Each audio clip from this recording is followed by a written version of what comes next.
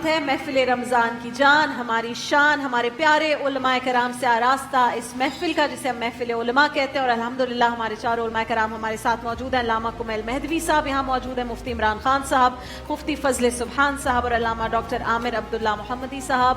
آج ہم نے جس عظیم شخصیت کے ذکر خیر سے اس ٹرانسمیشن کا آغاز کیا، ابھی محفل عشق میں آپ نے سنا ان کا ذکر خیر کیا، وہ عظیم ہستی، آج انہی کا ذکر سے آغاز اس محفل علماء کا بھی کریں گے۔ ایسا ہو ہی نہیں سکتا کہ ہم ان کے ذکر کے بغیر یہ محفل شروع کر سکیں۔ کمیل مہدوی صاحب آپ سے ہی آغاز کریں گے۔ آج یوم وصال ہے بی بی فاطمہ کا، اور ہم اسی بارے میں آج پوری ٹرانسمیشن میں وقتاً فوقتاً بات کر رہے ہیں۔ اگر ان کی سیرت کے بارے میں کچھ چند الفاظ، مجھے تو لگتا ہے پورا سیگمنٹ اور پورا شو بھی آپ چاروں مل کر مکمل کر سکتے ہیں ان پر بات کر کے، لیکن مختصراً اگر بسم اللہ الرحمن الرحیم۔ بسم اللہ الرحمن الرحیم۔ وہ عظیم الشان بی بی کے اللہ سبحانہ و تعالیٰ نے جن کے ذریعے سے نسل رسالت کو آگے بڑھایا، آج جو کوئی اولاد رسول ہے، جہاں کہیں سعادات کرام ہیں، ان کی جدہ ہیں بی بی فاطمہ الزہرا سلام اللہ علیہا، جو بنت رسول ہیں صلی اللہ علیہ وآلہ وسلم، جو افضل کائنات کی بیٹی ہیں، مولا علی مرتضیٰ کی زوجہ ہیں، اور سیدہ شباب اہل الجنہ، یعنی جو جنت کے جوانوں کے سردار ہیں، ان کی بھی ماں ہے۔ ہم ہمیشہ یہ کہتے ہیں نا کہ جنت ماں کے قدموں تلے ہے، تو جو جنت کے جوانوں کے سردار ہیں نا، ان کی اپنی جنت فاطمہ کے قدموں تلے ہے۔ حسن حسین علیہ السلام کی جو جنت ہے نا، وہ تحت اقدام الامہات بی بی فاطمہ زہرا سلام اللہ علیہا کے قدموں میں۔ تو وہ بی بی کے جن کے لیے اللہ سبحانہ وتعالیٰ نے انا اعطیناک الکوثر کہہ کر حضور مکرم سے ابتر کا تانا دور فرما دیا جب وہ تشریف لائیں۔ ام ابیہا فرمایا کرتے تھے یا فاطمہ، یعنی اتنا خیال رکھتی تھی وہ اپنے بابا کا کہ جیسے کہ تم تو بیٹی ہوتے ہوئے بھی اپنے باپ کی ماں کی طرح ہو۔ تو ام ابیہا وہ کیفیت۔ اور پھر جب مولا علی مرتضیٰ سے پوچھا جائے کہ آپ نے اپنی زوجہ کو کیسا پایا، تو فرمایا کہ نعم العون علی طاعت اللہ، میں نے فاطمہ زہرا کو عبادت خداوندی میں بہترین مددگار پایا۔ وہ علی مرتضیٰ ان کی مددگار۔ دیکھیں ایک بہت بڑا امپورٹنٹ کانسیپٹ ہے، اگر آپ اس کو آج دیکھنا چاہیں، اس وقت جو فیملی لائف اسٹرکچر ہے وہ جو بریک ہوتا جا رہا ہے، خاندانی نظام ٹوٹتا جا رہا ہے۔ ویسٹ میں تو یہ ہو گیا کہ اپنی اپنی زندگی گزارتے ہیں، اس کے بعد پھر آگے بڑھ جاتے ہیں، پھر کہیں اور معاملات بڑھ جاتے ہیں، لیکن بہت زیادہ بھی اگر کوئی کانسیپچولی اپنے آپ کو ٹھیک کرنا چاہے تو کہتے ہیں ہم دونوں ایک دوسرے کے لیے جیتے ہیں، ٹھیک ہے، لیکن بی بی فاطمہ سلام اللہ علیہا اور مولا علی مرتضیٰ علیہ السلام نے کانسیپٹ یہ دیا ہے کہ دونوں مل کر رضائے خدا کے لیے جئیں۔ تو نعم العون علی طاعت اللہ، میں نے فاطمہ زہرا کو عبادت خداوندی میں بہترین مددگار پایا۔ امام حسن مجتبیٰ علیہ السلام جب تشریف لاتے ہیں مسجد سے، تو وہ جو نانا کا حضور مکرم کا خطبہ ہے وہ سناتے ہیں اپنی والدہ بی بی فاطمہ زہرا سلام اللہ علیہا کو۔ جب کبھی باہر تشریف لے جانا ہو صداقت کی گواہی بنتے ہوئے، تو فمن حاجک فیہ من بعد ما جاءک من العلم، جب مباہلہ کا موقع آیا، جب نجران کے جو کرسچنز تھے وہ آئے تھے حضور مکرم کے پاس اور انہوں نے کچھ اپنے دلائل دیے، لیکن جب حضور نے اس کا جواب دیا تب بھی وہ مطمئن نہیں، یعنی وہ سامنے ہٹ درمی پر آ گئے تھے بہرحال آخر میں کہ ہم نہیں مان رہے آپ کی بات، اس لیے کہ انہوں نے یہ کہا تھا کہ جب آپ کے بھی والد ہیں، مثلا عبداللہ، یوسف کے والد تھے یعقوب، تو موسیٰ کے والد تھے جو مثلا عمران، تو عیسیٰ کا بھی تو کوئی نہ کوئی باپ ہوگا، اور اگر کوئی نہیں ہے تو پھر تو خدا ہی ہے، مثلا یہ ان کا کانسیپٹ تھا۔ تو آیت نازل ہوئی کہ ان مثل عیسیٰ عند اللہ کمثل آدم خلقہ من تراب ثم قال له کن فیکون۔ عیسیٰ کی مثال اللہ کے نزدیک تو آدم کی مثال ہے۔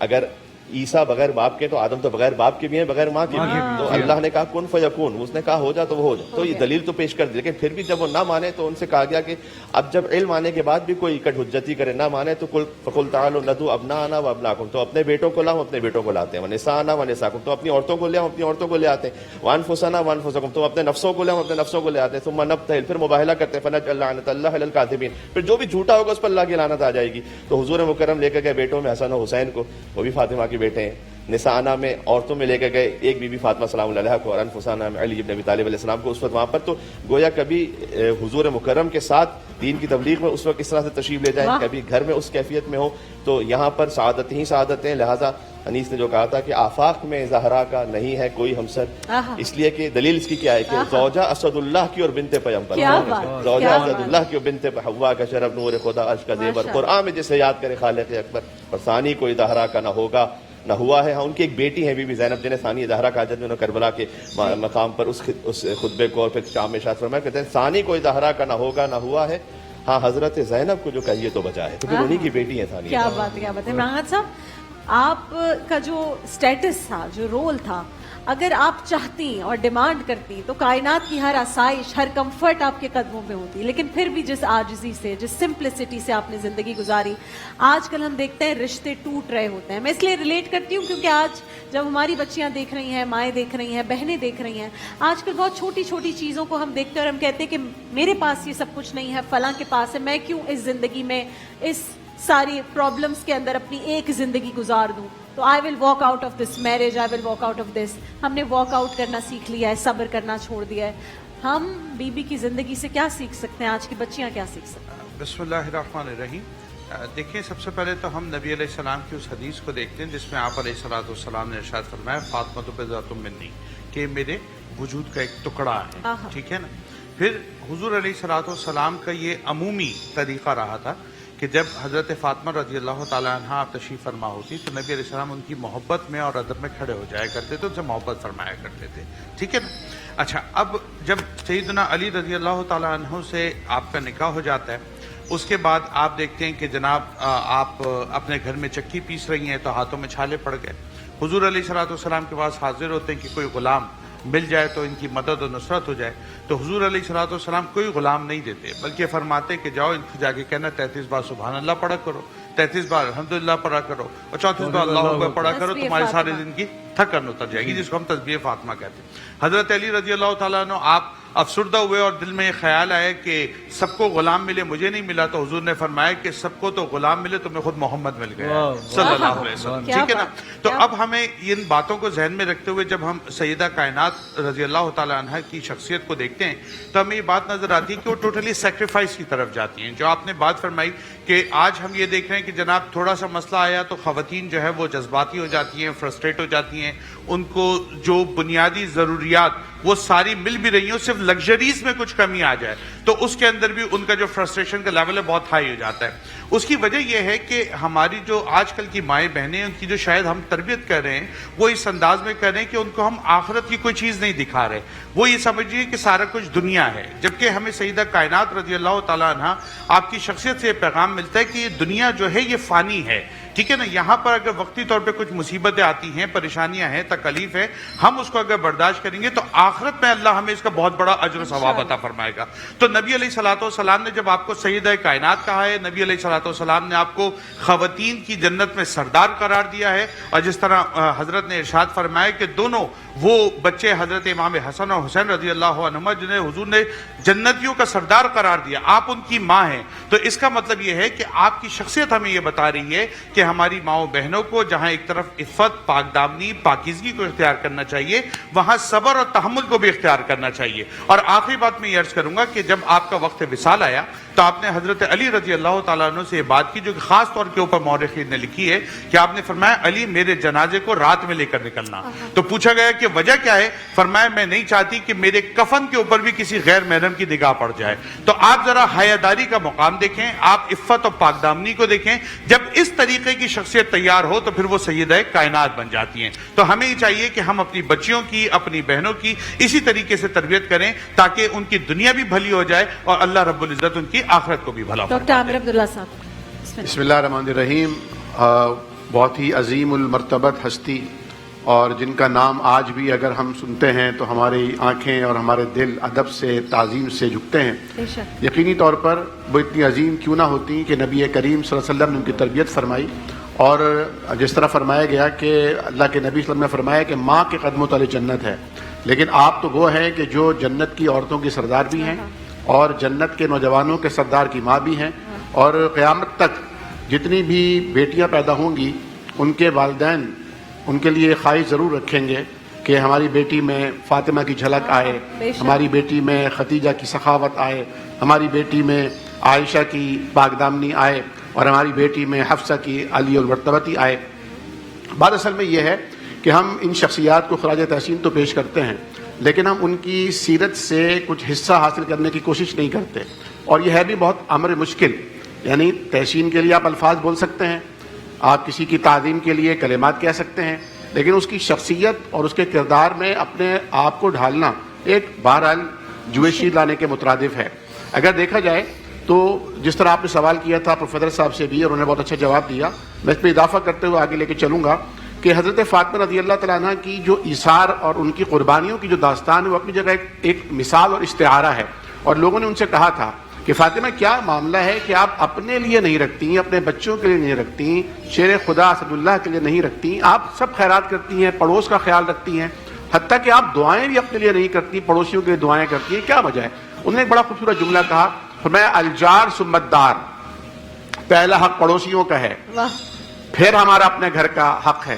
حالانکہ فتویٰ اس بات پر ہے کہ اول خویش بعد درویش، یعنی پہلے آپ نے اپنے لیے دعا کرنی ہے، پھر آپ نے اوروں کے لیے دعا کرنی ہے. لیکن میں عرض کروں گا تقویٰ یہ ہے کہ اپنے آپ کو پیچھے کرو اور اپنے مسلمان بھائیوں کو، اپنے پڑوسیوں کو، اپنے اعزاء اقربا کو، مساکین کو آگے کرو. اور یہی قرآن نے کہا وَيُسِرُونَ عَلَىٰ أَنفُسِهِمْ وَلَوْ كَانَ بِهِمْ خَصَاصَةٌ، خود بھوکے ہوتے ہیں لیکن اپنی بھوک پر کسی اور بھوکے کی بھوک کو ترجیح دیتے ہیں، خود ضرورت مند ہوتے ہیں لیکن اپنی ضرورت کو پس انداز کر کے کسی دوسرے کی ضرورت کو ترجیح دیتے ہیں.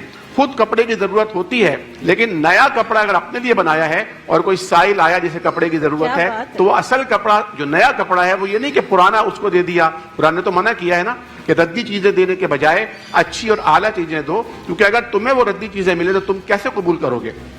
یہاں دوسری بات جو پردے کے حوالے سے مفتی صاحب نے فرمائی کہ سیدہ فاطمہ الزہرا رضی اللہ تعالی عنہ جو بطول بھی ہیں اور نبی کریم کی نور نظر بھی ہیں اور آپ کے جگر کا ٹکڑا بھی ہیں، کہ ان کی تکلیف دیکھ کر حضور غمگین ہو جاتے ہیں. اور یہی وجہ ہے کہ امیر المومنین سیدنا علی رضی اللہ تعالیٰ عنہ نے جب تک حبالہ عقد میں سیدہ فاطمہ رہیں آپ نے دوسرا عقد نہیں فرمایا، اور یہ ان کا ایک خاص اعزاز ہے جو صرف انہی کے حصے میں آیا ہے. اور بعض علماء نے تو یہ لکھا ہے کہ یہ استثناء حاصل تھا سیدہ فاطمہ کو کہ باوجود اس کے کہ مرد کو اجازت تھی کہ ایک وقت میں وہ 4 شادیاں کر سکتا ہے، لیکن سیدہ فاطمہ رضی اللہ تعالیٰ عنہ جس کے عقد میں ہوں گی اس کے لیے پھر یہ استثناء قانون بن جائے گا کہ جب تک فاطمہ ہے تم دوسری شادی بھی نہیں کر سکتے. لیکن ایک المیہ یہ ہے کہ ہمارے معاشرے میں آپ دیکھیے کہ ہم چاہتے تو ہیں کہ ہماری بیٹیوں میں وہ عفت آئے، ہماری بہنوں میں وہ عفت آئے، لیکن ایک المیہ ہے، کہا گیا تھا کہ سڑکوں پہ رقص کرتی ہیں کنیزیں بطول کی اور تالیاں بجاتی ہے امت رسول کی. تو جتنی بھی یہ ہماری بہنیں ہیں، چاہے وہ ہماری یعنی باقاعدہ ہمارے والد کی اولاد ہوں، والدہ کی اولاد ہوں، رشتہ دار ہوں، یا جتنی بھی یعنی لڑکیاں اور عورتیں ہیں جو آپ کی زوجہ محترمہ نہیں ہیں، اس کے علاوہ جتنے وہ سب ہماری بہنیں ہیں، جو بڑی عمر کی ہیں مطلب ہماری مائیں ہیں، جو چھوٹی ہیں مطلب ہماری بیٹیاں ہیں، ان کو وہی احترام اور وہی عزت، وہی مقام ملنا چاہیے مردوں کی طرف سے، اور عورتوں کی طرف سے اپنی بیٹیوں کی وہ تربیت ہونی چاہیے جس کا آج وقت تقاضا کرتا ہے. اور آخر میں ایک جملہ عرض کر دوں گا کہ نبی کریم صلی اللہ علیہ وسلم کے جو نواسے ہیں سید حسنین کریمین ہیں، ان کی شان اپنی جگہ پر ایک پورا ایک ضخیم دفتر ہے. لیکن وہ کسی نے کہا تھا نا اسماعیل علیہ السلام کے حوالے سے کہ کس نے سکھائے اسماعیل کو آداب فرزندگی، تو جتنا کمال ہے نا سیدین حسنین کریمین میں وہ سارا کمال سیدہ فاطمہ الزہرا رضی اللہ تعالیٰ عنہ کا ہے، کیونکہ ہر کامیاب آدمی کے پیچھے ایک عورت ہوتی ہے، حضرت علی المرتضیٰ کے پیچھے فاطمہ الزہرا رضی اللہ تعالیٰ عنہ. بسم اللہ الرحمن الرحیم. تسکین ذات مصطفیٰ، راحت جان مجتبیٰ، جگر گوشہ خیر الورا، تشبیہ اطوار مصطفیٰ. حضرت فاطمہ رضی اللہ عنہ ام الحسن، ام الحسین، ام الحسنات، ام ابیہا، اور حضرت علی رضی اللہ عنہ کی زوجہ. حضرت فاطمہ رضی اللہ عنہ کا جو نام ہے امام شافعی رحمۃ اللہ علیہ نے لکھا ہے لِانْقِطَاعِهَا عَنْ نِسَاءِ زَمَانِنَا، یہ ہمارے زمانے کی عورتوں سے بالکل ہٹ کرے. اور دوسری جگہ فرمایا لِانْقِطَاعِهَا عَنِ الدُّنْيَا إِلَى رَبِّهَا، کہ یہ دنیا سے یکسو ہو کر اپنے رب سے لو لگانے والی تھی. حضرت فاطمہ رضی اللہ عنہ کی سیرت کو امی عائشہ صدیقہ رضی اللہ عنہ نے یوں بیان کیا کہ میں نے رسول اللہ صلی اللہ علیہ وسلم کے زیادہ مشابہ سمتن ودلن وہدین، چال چلن میں، عادات اور اطوار میں، قیام اور قعود میں حضرت فاطمہ سے زیادہ مشابہت والا کسی کو نہیں دیکھا. اور حضرت فاطمہ رضی اللہ عنہ کے اندر حیا اور عفت اتنی تھی کہ رسول اللہ صلی اللہ علیہ وسلم نے لسان نبوت سے مہر لگا کر فرمایا کہ فاطمہ نے عفت اور پاکدامنی کی وہ نظیر قائم کی، حرمہ اللہ وذریتها علی النار، کہ اللہ نے حضرت فاطمہ اور ان کی ذریت کو آگ پر حرام کر دیا ہے۔ یہ وہی حضرت فاطمہ ہے کہ جب حضرت علی رضی اللہ عنہ سے ان کا نکاح ہوا تو آقا 6 مہینے تک یمر بباب فاطمہ 6 اشہر، 6 مہینے تک آپ جاتے اور کہتے یا اہل البیت، اے بیت والو نماز کا وقت ہو گیا ہے۔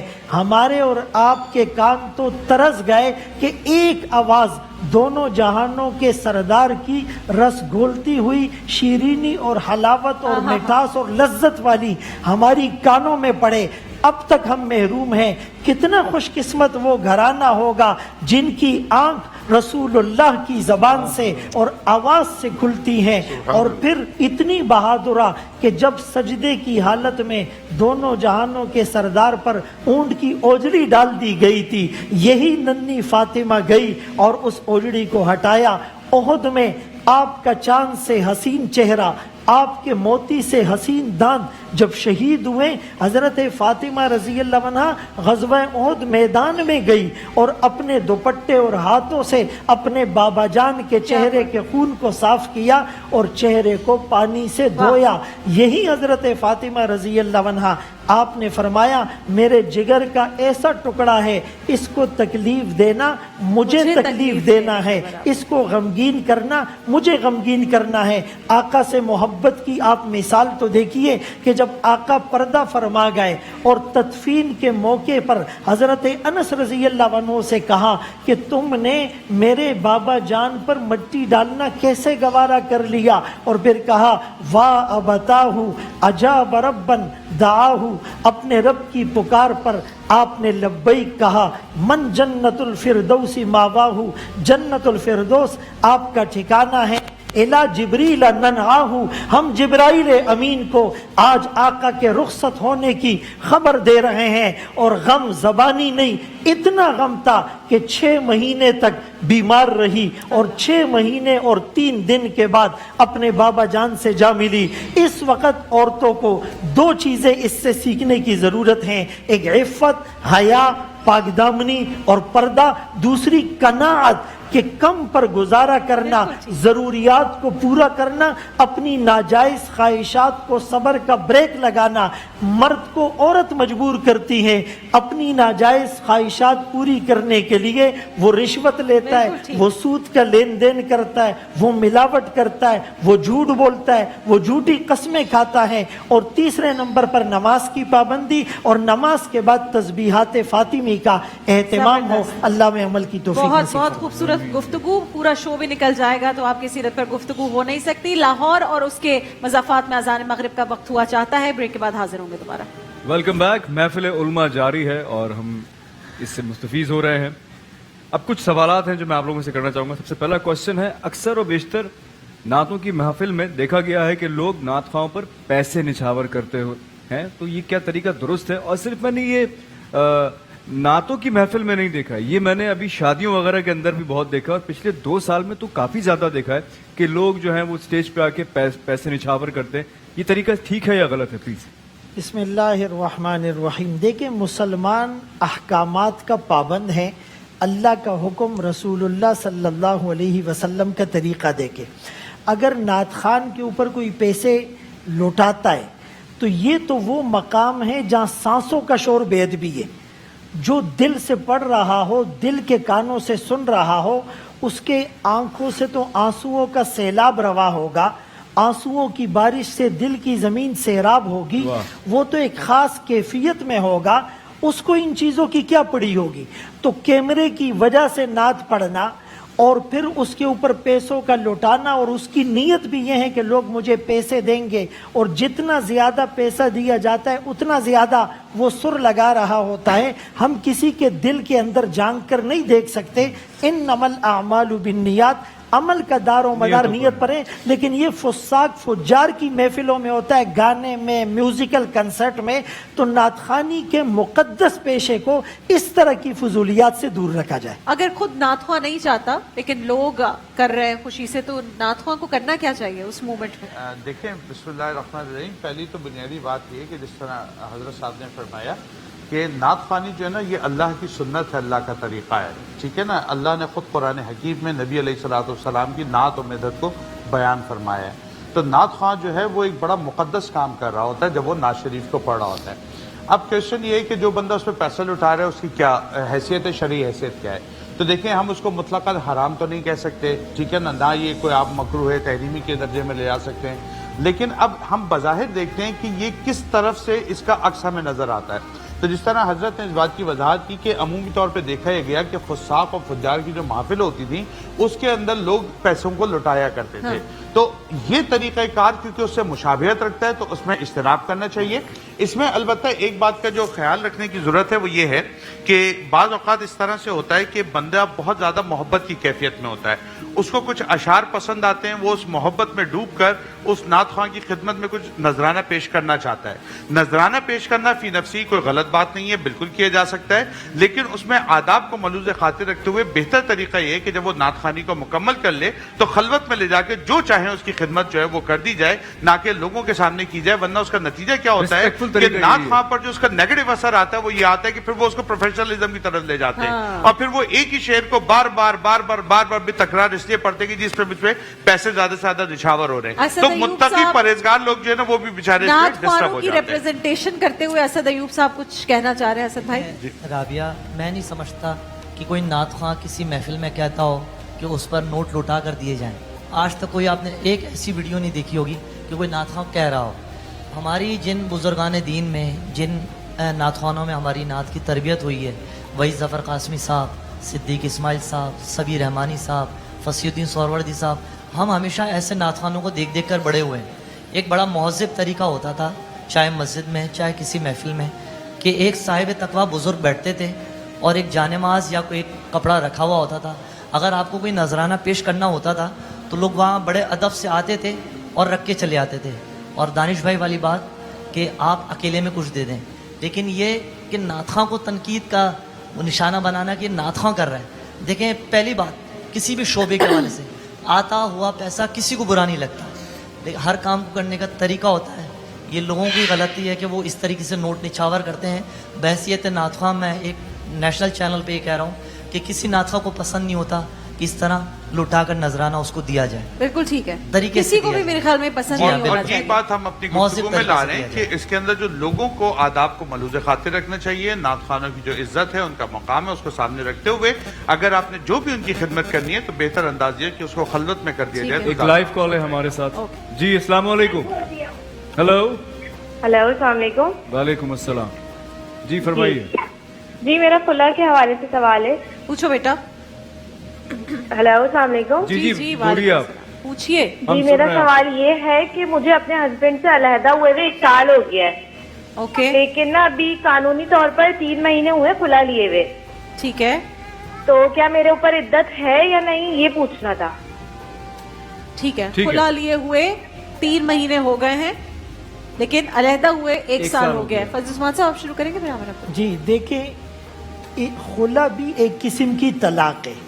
عورت خلا لے سکتی ہے کچھ مال وغیرہ دے کر, لیکن اس کے لیے شوہر کا اس کو طلاق دینا ضروری ہے.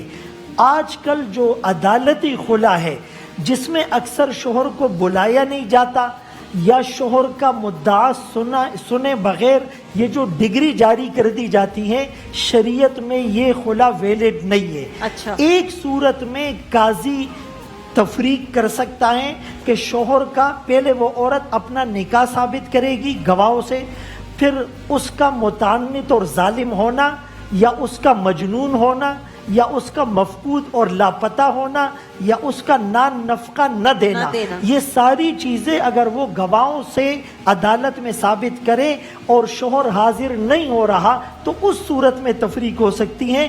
لیکن خلا کے بعد بھی اگر شریعت کے مطابق خلا ہو, عدت گزارنا اسی طرح ضروری ہے جیسے طلاق ہے.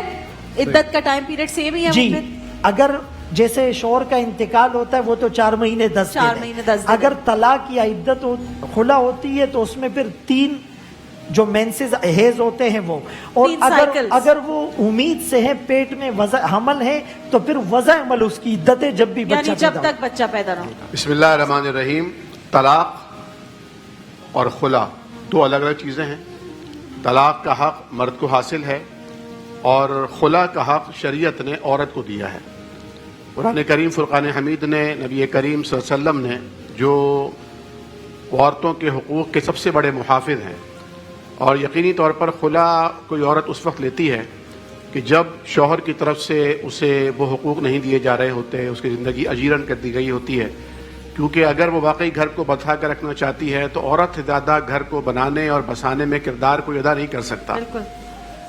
لیکن اللہ کے نبی نے لعنت بھی فرمائی ہے ایسی عورتوں پر جو بغیر کسی شرعی عذر کے اور کسی وجہ کے بغیر خلا لیتی ہیں، اور اتنی وعید فرمائی کہ جنت کی خوشبو کوسوں میل کی مسافت سے آئے گی، لیکن جو بغیر وجہ کے شوقیہ کہ اس سے شادی کی، خلا لی، پھر وہاں شادی کی، وہاں خلا لی، فرمایا وہ جنت کی خوشبو بھی نہیں پا سکیں گی. بالکل ٹھیک. اس وعید کے ساتھ ساتھ عورت کو یہ حق دیا گیا کہ اگر وہ دیکھتی ہے کہ شوہر اسے طلاق نہیں دینا چاہتا تو وہ اپنا مال کچھ چھوڑ کر خلا لے سکتی ہے. ٹھیک ہے. اب ہوتا یہ ہے جو مفتی صاحب نے اشارہ فرمایا کہ ہمارے معاشرے میں یعنی اسلام تو کہتے ہیں نا لا ضرارہ ولا ضرارہ، نہ کسی کو تنگ کرو نہ خود تنگ ہو، لیکن ہمارے معاشرے میں یہ ہے کہ ہم تنگ کریں گے اور رونے بھی نہیں دیں گے. ہاں.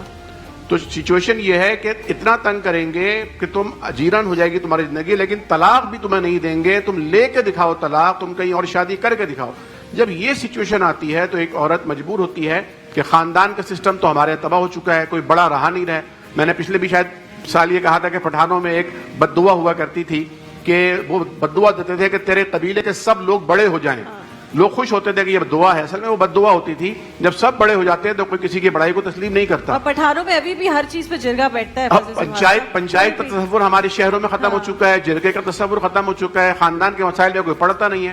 تو اب کوئی بچی یا کوئی عورت یا اس کے فیملی عدالت جاتی ہے تو عدالت میں جب 3 مہینے سمن جاری ہوتا ہے سنوائی کے لیے، شوہر کو بلایا جاتا ہے تو باوجود اس کے کہ اس کے پاس ڈاکیہ خط لے کر پہنچتا ہے، نوٹس لے کے پہنچتا ہے کہ وہ نہیں آتا، کیونکہ وہ کہتا ہے کسی کا باپ بھی مجھ سے طلاق نہیں دلوا سکتا. بالکل ٹھیک. اب یہاں جج امیر اور یعنی سربراہ حکومت ہونے کے ناطے تنسیخ نکاح کی ڈگری جاری کرتا ہے. تو میں اپنے علماء کرام سے، مفتیان شرع متین سے، خاص طور پر علماء احناف سے یہ 10 بستہ گزارش کرنا چاہتا ہوں کہ اسلام نے عورت کو جو حق دیا ہے خلا کا وہ اس سے نہ چھینیے. اور اسلام نے یہ لٹکانے کا تصور منع کیا ہے. عورت کو نہیں لٹکایا جا سکتا، لیکن اس میں جو بھی بزور نہیں اس کو قید کیا جا سکتا. حدیث شریف میں جو خلا لی جائے گی، اب یہاں ہم عدالت سے ہٹ کر بات کر رہے ہیں کہ شوہر سے خلا مانگی، شوہر نے کہا ٹھیک ہے میں تمہیں خلا دے دی، سائن کر دیا، تم آزاد ہو میری طرف سے. اس سچویشن میں جو خلا لینے والی عورت ہے اس کی عدت 1 مہینہ ہوگی. اچھا. کیونکہ خلا ایک طلاق کے قائم مقام ہے شریعت محمدیہ میں. اور اگر اس خلا لینے کے بعد 3 مہینے گزر جاتے ہیں، عدت پوری ہو جاتی ہے اور یہ دوبارہ شادی کرنا چاہتے ہیں تو دوبارہ نئے مہر اور نئے نکاح کے ساتھ یہ دوبارہ ایک دوسرے کے شادی کر سکتے ہیں. دیکھیں چونکہ انہوں نے علماء احناف کو متوجہ کیا ہے تو میں نے اپنی بات میں اس کے ہر زاویے پر روشنی ڈال دی. صحیح ہے. آج کل جو عدالت میں غلط استعمال ہو رہا ہے فیمنزم کے نام پر، کہا یہ جاتا ہے کہ میاں بیوی گاڑی کے 2 پہیے ہیں، لیکن وہ پہیے پر بس نہیں کرتے، وہ عورت کے ہاتھ میں اسٹیئرنگ دینا چاہ رہے ہیں. تو اس صورتحال اس صورتحال میں آپ کا یہ کہنا اکثر غلط پتے پر غلط ایک بات، اگر کوئی بڑا ریزن نہیں ہے، اگر ایک عورت کو اس کا شوہر پسند ہی نہیں ہے، وہ خلا نہیں لے سکتی. دیکھیں میں ایک چھوٹی سی بات، اکثر غلط پتے پر سمن اور آرڈر جاری ہوتے ہیں، شوہر کو پتہ ہی نہیں ہوتا ہے. 3 مہینے نہیں 6 مہینے کے بعد بھی اس کو پتہ نہیں ہوگا، اس کے علم میں ہی نہیں ہے اور آپ ڈگری جاری کر رہے ہیں. بالکل وہ خلا نہیں ہوگی. اگر باقاعدہ اسی کے پتے پر جا رہا ہے دیکھیں وہ نہیں آ رہا ہے تب الگ کی سچویشن نہیں عامر عبداللہ صاحب، میں کیونکہ جرنلزم سے تعلق ہے، مجھے پتا ہے یہ لوپ ہول ہے، غلط پتوں پہ بھیجنا، وہاں اندر بندے کام کر رہے ہوتے ہیں، وہ کہتے ہیں جی تھوڑے پیسے دے دیں ہم کروا دیں گے، یہ تو لوپ ہول ہے. میرا سوال آپ سے یہ، چونکہ آپ نے کہا کہ اگر کوئی بڑا ریزن نہیں ہے تو اس طرح نہیں ہو سکتا، تو اگر ایک یہ بیسک ریزن ہے کہ ماں باپ نے شادی کروا دی، شادی کے بعد لڑکی کو شوہر نہیں پسند، فائنینشلی بھی سب ٹھیک ہے، تو وہ خلا نہیں لے سکتی؟ یا لے سکتی ہیں، یا ان کی بات کو میں ڈس ایگری کروں گا. رسول اللہ صلی اللہ علیہ وسلم کے پاس ایک عورت آئی کہ میرے شوہر سے مجھے کوئی شکایت نہیں، لیکن میں اس کا حق نہیں ادا کر پاؤں گی، وہ جو میوچول انڈرسٹینڈنگ یا قلبی رجحان یا طبعی میلان ہے وہ نہیں ہے، مجھے پسند نہیں ہے. تو آپ نے باقاعدہ اس کو اجازت دی اور اس نے خلا اور اپنے آپ کو آزاد کروایا. تو عورت کو یہ رائٹ شریعت نے دیا ہے، اور یہ سب سے بڑا ریزن ہے فَانْكِحُوا مَا طَابَ لَكُم مِنَ النِّسَاء. جس طرح مرد کو کہا گیا ہے کہ جو تمہیں پسند ہو ان سے شادی کرو، اسی طرح عورت کو بھی یہ حق ہے کہ اگر پسند ہو تو وہ اذن دے گی. یہ تو بہت بڑا ریزن ہے. بالکل ٹھیک ہے، یہ ریزن کے بغیر بات نہیں ہے. آپ کا پوائنٹ آف ویو میں بھی دونوں شامل سوالات پر جو اس سے پہلے بھی ہو رہا تھا اس پہ بھی ایک بات کرنا چاہوں گا. دیکھیں اس بارے میں ایک بات ہے کہ جو خلا کا حق ہے وہ خاتون کو حاصل ہے، لیکن اس کے لیے ایک پراپر شرعی طریقہ ہے. فقہ جعفریہ کے مطابق تو خاص طور پر اس میں کچھ صیغے ہیں، یعنی اس کو جاری کرنا پڑے گا. جیسے نکاح کا ایک پراپر طریقہ ہے، ویسے ہی خلا کے صیغوں کو جاری کرنے کے لیے باقاعدہ اسے ایک طریقہ ہے، اس کے مطابق وہ انجام دیا جائے گا، چاہے وہ خود جاری کرے یا وہ چاہے کسی عالم دین سے، ضروری نہیں کسی عالم دین سے، خود ایک سسٹم ہے جس کے مطابق عربی میں کچھ الفاظ ہیں کہ جس کو جیسے نکاح میں بھی ہمارے عربی ہی کے الفاظ کچھ پڑھے جاتے ہیں ایجاب و قبول کے لیے. انکحت موکلتی موکلہ علی المہر المعین المعلوم، مثلا کہ میری موکلہ کا نکاح اس موکل سے ہم کرتے ہیں اس متعین مہر پر، اور کہتے ہیں قبلت النکاح لموکلی، کہ ہم اپنے اس موکل کے لیے اس نکاح کو قبول کرتے ہیں اس متعین مہر پر. یہ اگر کوئی عربی میں نہ پڑھ سکے تو اردو میں بھی کہا جا سکتا ہے، لیکن یہ مفہوم اس کو ادا ہونا چاہیے. یہ ایک پراپر طریقہ میں نے کہا اشارہ کر دو اس طرف.